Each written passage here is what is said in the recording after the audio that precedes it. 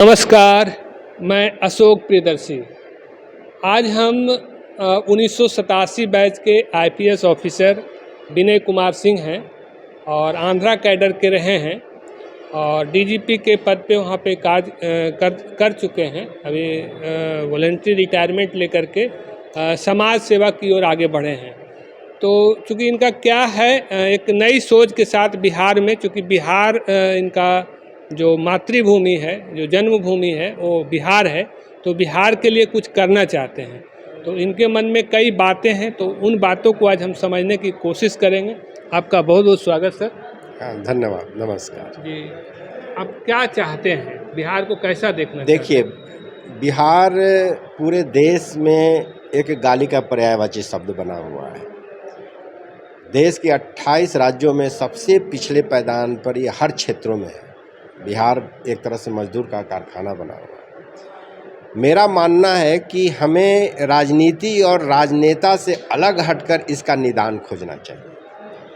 तो अभी हर चीज़ राजनीति और राजनेता पर केंद्रित है, जिसके कारण हमारा समाज विद्वेष से, आपसी ईर्ष्या से, फूट से काफ़ी ग्रसित है और हम इसके कारण आगे नहीं बढ़ रहे हैं। एक पहला। दूसरा, हमारे जो शहर हैं उसमें शहर जैसी कोई बात नहीं है। वहाँ शहर की ज़िंदगी होनी चाहिए, अच्छा इंफ्रास्ट्रक्चर होना चाहिए, रोड होना चाहिए, मनोरंजन के बहुत सारे केंद्र होने चाहिए, आपस में मिलने जुलने के लिए क्लब होना चाहिए, ताकि एक जगह लोग जुटें, जिसके कारण आपस में विचारों का आदान प्रदान हो, तो उसको एक जीवन कहा जाता है। तो जीवन की भी बहुत कमी है। जहाँ जब बहुत सारे लोग एक जगह जुटते हैं, बिहार में केवल राजनीति की बात करते हैं।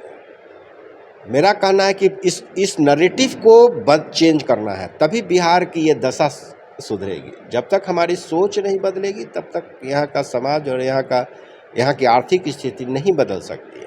तो इसीलिए नवादा में मैं विशिष्ट व्यक्तियों के साथ एक क्लब बनाना चाहता हूं, जिसका नाम परिवर्तन क्लब होगा, जिसकी मीटिंग कम से कम 3 महीना पर होगी। लोग आपस में मिलेंगे जुलेंगे, एक दूसरे को जानेंगे, एक दूसरे की मदद करेंगे और एक वैचारिक मंच की तरह होगा। जैसे कि लायंस क्लब और रोटरी क्लब चलता है, उसमें जो समाज सेवा भी करेंगे। और अगर नहीं करने का मन है तो कम से कम वैचारिक मंच, जब एक दूसरे के पास जुटेंगे तो समूह में शक्ति होती है, एक दूसरे की मदद कर सकते हैं और पूरे लोग मिलकर जिला के लिए कुछ सोच सकते हैं, कम से कम विचार रख सकते हैं, इसकी समस्याओं को यहाँ के अधिकारियों के सामने रख सकते हैं। तो एक दिशा निर्देश ये शहर दे सकता है, ये विशिष्ट मंच। अभी इस तरह का कोई मंच नहीं है नवादा में। आप अगर यहाँ हैं, मान लीजिए कि आप बहुत अच्छा धन उपार्जन कर रहे हैं, तो लेकिन यहाँ कोई जगह ही नहीं है, न कहीं कोई मिलता है, न कहीं कोई क्लब है, नहीं कोई ऐसा केंद्र है जहाँ आपकी ज़िंदगी हो सकती है। और जब तक आपकी ज़िंदगी अच्छी नहीं होगी, जब तक एक दूसरे से आप मिलेंगे नहीं, जब तक विचारों का आदान प्रदान नहीं होगा, समाज भी आगे नहीं बढ़ेगा। तो मेरा विचार यही है कि नवादा में एक परिवर्तन क्लब बनाया जाए, जिसका फ़ी, जैसे कि एनुअल मेंबरशिप फ़ी 3,000 रखा जाए।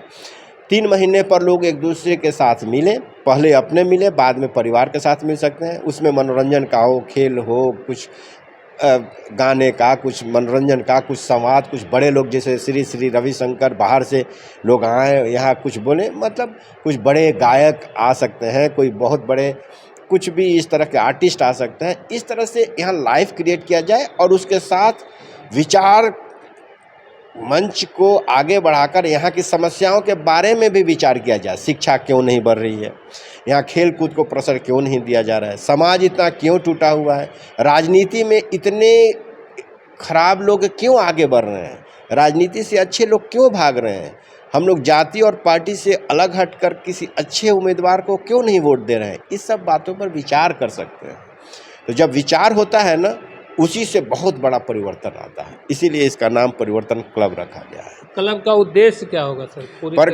परिवर्तन का इसका उद्देश्य, पहला, एक दूसरे को जानना, दूसरा, एक दूसरे की मदद करना, तीसरा, जब आपस में आप जुटेंगे, जब समूह होगा तो उसमें शक्ति पैदा होगी, तो आप इस समाज के बारे में विचार करेंगे और इसकी समस्याओं के निदान के बारे में भी विचार करेंगे और समाज की समस्याओं को, इस जिले की समस्याओं को जिला के अधिकारियों के पास, राज्य के अधिकारियों के पास, यहाँ के प्रजाप्रतिनिधियों के पास समूह में रखेंगे तो उसकी कुछ महत्ता होगी, उस पर से कुछ दबाव पड़ेगा। तो ये जो क्लब होगा सर, वो जैसे बाकी जो क्लब हैं, अभी रोटरी क्लब है या लायंस क्लब का जैसा कि नाम आप लिए, तो इससे डिफरेंट क्या होगा? क्योंकि उनके रहने से भी तो कोई बहुत ज़्यादा बदलाव दिख नहीं रहा है। इससे बढ़ाने का इसका सबसे बड़ा है कि एक वैचारिक मंच भी है साथ में। ये नरेटिव एक अलग पैदा कर रहा है। वैचारिक मंच का मतलब कि जब विचार पैदा होंगे तो उससे एक समाज को नई दिशा देने का एक विचार पैदा होगा। जो रोटरी क्लब, लायंस क्लब भी सोशल सर्विस करते हैं, लेकिन उनका महत्वपूर्ण मुद्दा रहता है अपना कैसे मनोरंजन करें, खाएं पिए घर जाएं। हम कहते हैं वो भी इसमें रहना चाहिए। लोग मिलेंगे तो भूखे तो नहीं रहेंगे, खाए पिए मिले अच्छे लोग। इस समाज के जो बहुत विशिष्ट लोग हैं जो बाहर नहीं निकलते हैं, सोचते हैं कि वो इसमें जाना बहुत खराब है, तो अच्छे लोग मंच से बाहर आ गए हैं और जो बुरे लोग हैं उस मंच को पकड़कर अब वही समाज के नेता बन गए हैं, वही सरकार के नेता बन गए हैं, वही विचारों के नेता बन गए हैं और इसीलिए बिहार नीचे गिरता जा रहा है। कुल मिला के कहें कि क्लब में कैसे लोग की जरूरत होगी, किस तरह के लोग? जो विचारवान हो, बहुत अच्छे हों, साधन संपन्न हो, पढ़े लिखे हों, विशिष्ट व्यक्ति, जो इस नवादा जिले के जो विशिष्ट व्यक्ति हों, सम्मानित व्यक्ति हों, उन लोगों को आपस में मिलेंगे तो वो लोग एक दूसरे को जानेंगे। पहली बात, एक दूसरे की फिर मदद जब जानेंगे तो नेचुरली जब मदद करेंगे। जैसे मान लीजिए कि कोई डॉक्टर है, हमको कुछ प्रॉब्लम हो गया, आज हम किसी डॉक्टर को नहीं जानते हैं, लेकिन कल हम वहाँ जानेंगे तो उनकी मदद ले सकते हैं कि ज़रा बहुत प्रॉब्लम हो गया है हमको।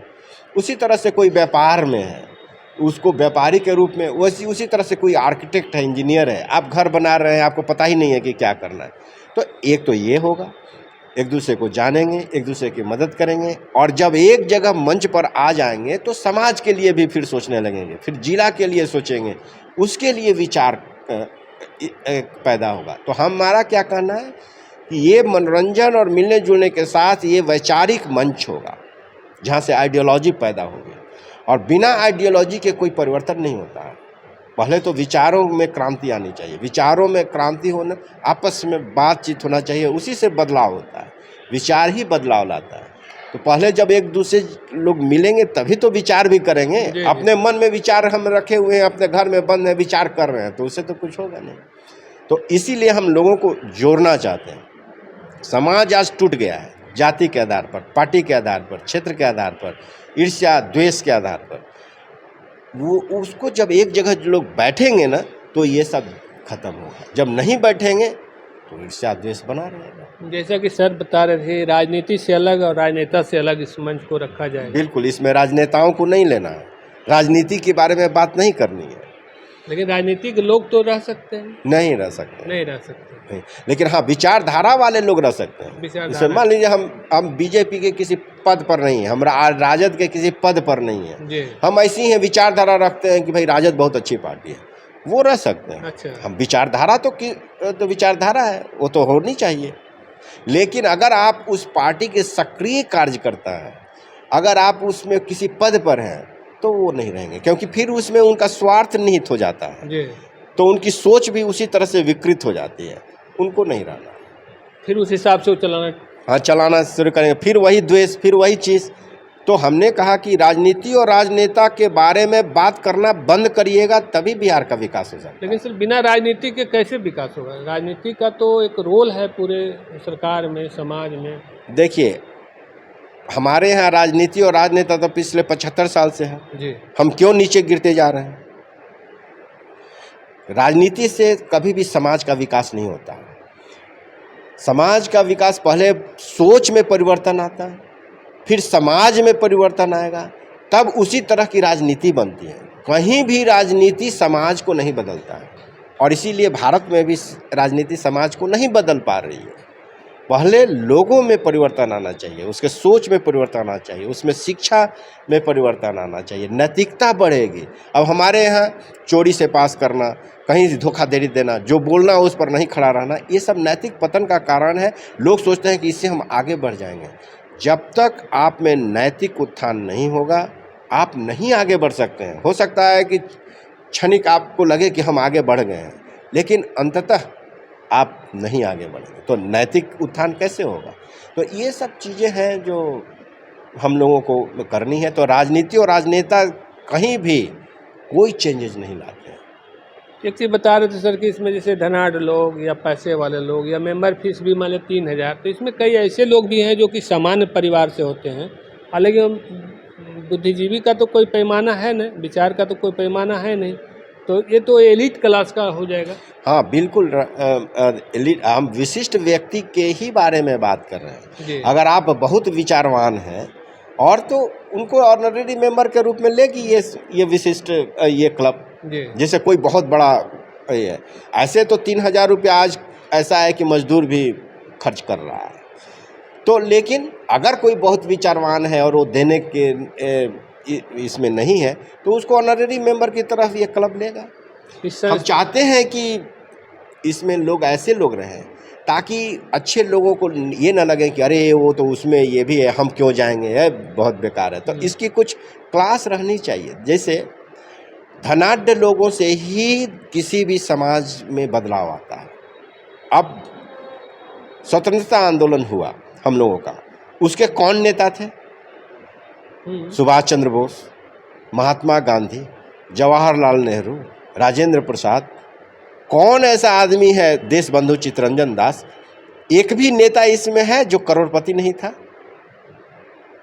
जिसके पास साधन होगा वही समाज के लिए थोड़ा सा समय व्यतीत कर सकता है। हम आ रहे हैं कि हम समाज का परिवर्तन करें। हमको आने और जाने में 1 लाख रुपए का खर्च होगा, सब जगह घूमेंगे, जाएंगे, अपना देखेंगे। तो जो आदमी मजदूरी कर रहा है वो कैसे करेगा? और मेरी बात 2 लोग, जैसे आप लोग आए, हम कहे कि भाई आ रहे हैं तो आप लोग आए, आभास जी को हम वहाँ से ले आए, जानते हैं, कहे कि अरे भाई ये डीजी साहब हैं, चलिए 10 मिनट समय देते हैं। जो व्यक्ति इस पर नहीं रहेगा वो तो बुलाते बुलाते मर जाएगा, उसके पास कोई नहीं जाएगा। तो कब करेगा विचारों का आदान प्रदान, कब करेगा समाज का उत्थान? समाज के उत्थान के लिए नेता वही बन सकता है जो साधन संपन्न है। हम आज़ादी की पहले की बात नहीं कर रहे हैं, लेकिन आज के दौर में जो ज़्यादा धनाढ़ हैं उनका सिस्टम कुछ गलत तरीके से बढ़ने का रहता है, तो उनका समाज में परसेप्शन भी अलग रहता है। वो बहुत आगे नहीं बढ़ सकता है। देखिए, जो आदमी गलत ढंग से आगे बढ़ता है वो बहुत दिन तक आगे नहीं रह सकता है, उसको गिरना ही है। जब तक आप में नैतिक बल नहीं रहेगा, आप बिजनेस भी नहीं कर सकते हैं, आप राजनीति भी नहीं कर सकते हैं, आप कुछ नहीं करेंगे, आपका पूरा बंटा ढार हो जाएगा। और मुझको कहना नहीं है, जो लोग नैतिक पतन के शिकार बने राजनीति में भी, उनकी बुरी हालत है पूरे देश में। हम नाम नहीं लेंगे, सब लोग, आप लोग जानते हैं, उनकी बहुत बुरी हालत है। इस संस्था को किस लेवल तक ले जाना चाहते हैं? अभी तो मान लीजिए हम तो चाहते हैं कि पूरे बिहार में बनाने का, इसीलिए अभी देखिए मुजफ्फरपुर के लोगों से बात कर रहे हैं। जी जी। तो वही लोग कह रहे थे कि अभी तो चुनाव का बड़ा माहौल है, सर्किट हाउस में जगह ही नहीं है, मुजफ्फरपुर में रोज़ 10 नेता बैठे रहते हैं, कि आप दुर्गा पूजा के बाद करिए। अच्छा। तो वही हाजीपुर में कल जाएंगे, फिर छपरा और मोतिहारी जाना है, अभी फिर औरंगाबाद जाना है, गया जाना है, हर जगह हम चाहते हैं कि ये है। 12 जिलों में तो हम इसको पूरे प्रखंड, जिला, प्रखंड, गांव तक ले जा रहे हैं। अच्छा। समाज को जोड़ने का प्रयास कर रहे हैं। और उसको बार बार हम कह रहे हैं कि जहाँ भी जाइए, एक अनपढ़ आदमी भी केवल राजनीति की बात करता है। अच्छा, अब भी राजनीति में कोई किस पार्टी से आप हैं, उसको दूसरा सोचता ही नहीं है। और मैं बार बार कह रहा हूँ कि राजनीति और राजनेता को भूल जाइए। जैसे महात्मा बुद्ध ने कहा था, किसी ने कहा कि भगवान है कि नहीं, तो महात्मा बुद्ध चुप हो गए, कुछ नहीं बोले। तो उन्होंने फिर कहा कि हम चाहते हैं कि आप बताइए, हमारा मार्गदर्शन करिए कि आत्मा है कि नहीं, भगवान है कि नहीं। तो उन्होंने झिड़क दिया और कहा ना कि आत्मा और भगवान के बारे में प्रश्न पूछना और इसके बारे में सोचना बंद करिए, और हम जो कह रहे हैं उसको मानिए, 8 अष्टांगिका मार्ग। उसी तरह से मेरा कहना है कि राजनीति और राजनेता को आप भूल जाइए, उसके बारे में बात मत करिए। और अगर उसके बारे में बात करते रहेंगे तो वो एक ऐसा ऑक्टोपस है कि पूरे आपके दिमाग को, आपके शरीर को, आपके परिवार को पूरा जकड़ लेगा और ख़त्म कर देगा। इसलिए कर दिया है, ख़त्म करेगा नहीं। बिहार में तो ख़त्म हो ही चुका है, पूरे 85% लोग मजदूर कर रहे हैं, बेरोजगारी, बेकारी, भुखमरी। हमारे यहाँ हॉस्पिटल, एक हॉस्पिटल नहीं है जहाँ आप जाकर दिखाइए। यहाँ के सभी डॉक्टर जाके अब AIG हॉस्पिटल हैदराबाद में दिखा रहे हैं। क्यों दिखा रहे हैं? पिछले 50 साल में नया कोई हॉस्पिटल ही नहीं बना। हमारी तो याद में हमको नहीं लगता है कि 25 साल में पटना में कोई दूसरा हॉस्पिटल सरकार ने बनाया। 25 का 40 साल हो गया। NMCH जो बना उसके बाद कहाँ कोई हॉस्पिटल एम्स बना? वगैरह बना है। एम्स तो भारत सरकार ने हाँ। की। आज आप PMCH में जाएंगे तो बैठने की जगह नहीं है, और जो जाएगा वो मर के आएगा वहाँ से। यहाँ के डॉक्टर सब जा रहे हैं बाहर, जहाँ होता है कोई यहाँ नहीं दिखाता है। आपके पास कोई सुविधा ही नहीं। ऐसा क्यों हुआ? तो राजनीति से तो नहीं हो सकता है। एक सर रिटायरमेंट के बाद लोग अपना एक ठिकाना खोजते हैं शांति वाला, और आप एक फिर आंदोलन वाला राह पे आए हैं, इसके पीछे क्या रीजन है? देखिए, मेरा मानना है कि अगर समाज का सुधार करना है तो जो लोग 60 साल से ऊपर हैं वो सबसे अच्छे उत्कृष्ट कोटि के लोग हैं जो समाज में बदलाव ला सकते हैं। क्यों? पहला, उनके पास बहुत ज्ञान है, अनुभव है, उनके पास कुछ साधन है। ज़िंदगी में 60 साल में ज़रूर कुछ कमाए होंगे। अगर नौकरी नहीं भी कर रहे हैं, कुछ भी कर रहे हो तो कुछ होगा। अपनी सब जिम्मेदारी वो निभा लिए होते हैं, उन पर कोई दबाव नहीं रहता, उनके पास काफ़ी समय रहता है, तो उनके पास बहुत जानने वाले लोग रहते हैं। तो ये जितनी सारी चीज़ें हैं किसी भी उम्र वर्ग के पास ये नहीं है जी। ये समस्या ये है, विडंबना ये है कि हमारे समाज में जो 60 पार करता है उसके जीवन में सबसे महत्वपूर्ण घटना होती है कि अब कब मरेंगे ये। जी। जबकि 80 साल तक, 85 साल तक लोग काफ़ी अच्छे हैं, शारीरिक रूप से दौड़ सकते हैं। आजकल तो 85 साल के लोग मैराथन दौड़ रहे हैं। जी। 80 साल के लोग पूरे बिजनेस कर रहे हैं, हम देख रहे हैं। यहाँ से अकेले जाते हैं US। यहाँ 60 साल के बाद अब क्या करना है, अब तो हमको आराम करना है। मतलब आप धरती पर बोझ हैं, इसका अन्न खा रहे हैं, इसका पानी ले रहे हैं, इसका हवा ले रहे हैं, इसके रोड पर चल रहे हैं, इसके अस्पताल में जाकर दवा खा रहे हैं और कर कुछ नहीं रहे, तो आप तो बोझ हैं। आपको तो चले जाना चाहिए भाई। अब हम आराम क्या करेंगे? आप सब लेंगे और आराम करेंगे आप। इसका तो बिहार के लिए पहले से आपको कुछ करने के मन में था? बिहार के लिए मन में था, इसीलिए हम STF की स्थापना करने यहाँ 2001 से 2005 तक आए थे। अच्छा। जब लोग कहते थे कि यहाँ कोई आदमी रोड पर नहीं निकल सकता है, तो हमको भी लोगों ने कहा कि बिहार मत जाइए, वहाँ तो एकदम जंगल राज है भाई। वहाँ जो जाएगा वहाँ तो पुलिस को मार दे रहा है, सब पुलिस के परिवार को मार दे रहा है, वहाँ सब बाहुबली हैं और वहाँ बहुत नक्सलाइट है गांव-गांव में। आप जाइएगा तो ये हो जाएगा। वहाँ की सरकार नहीं चाहती है कि कोई बदलाव है। लेकिन मैं उस समय भी इसीलिए आया कि बिहार हमारी मातृभूमि है। मरना जीना तो अदृष्ट है, कब किसका क्या होगा कोई नहीं जानता। STF का गठन आपके? हाँ, STF का गठन भी मैंने किया, और बिहार का कोई भी ऐसा दुर्दांत अपराधी नहीं है जी जी जिस पर हम लोगों ने धावा नहीं किया और उसको मारा नहीं। आप कहाँ सेवा दिए सर? सेवा तो केवल STF के हम हेड थे। और नौकरी में? नौकरी में तो सब हम ज़्यादातर हैदराबाद में किए। हैदराबाद में जी। रिटायर कर गए? हाँ, मैंने स्वैच्छिक सेवानिवृत्ति ले ली। अभी क्या? और अभी मैं अध्यक्ष जेल सुधार समिति उत्तराखंड हूँ, क्योंकि जेल के क्षेत्र में मैंने सुधार में कुछ काम किया है। मैं इसी तरह जेल में सुधार के लिए पंजाब सरकार में सलाहकार भी था। बिहार में कहाँ से हैं? आरा संदेश थाना, जी जी। अखगांव गांव का नाम है। थैंक यू सर, आपसे बात करके धन्यवाद, बहुत अच्छा लगा, और हम लोग भी उम्मीद करते हैं कि बिहार के लिए कुछ अच्छा हो। Thank you sir.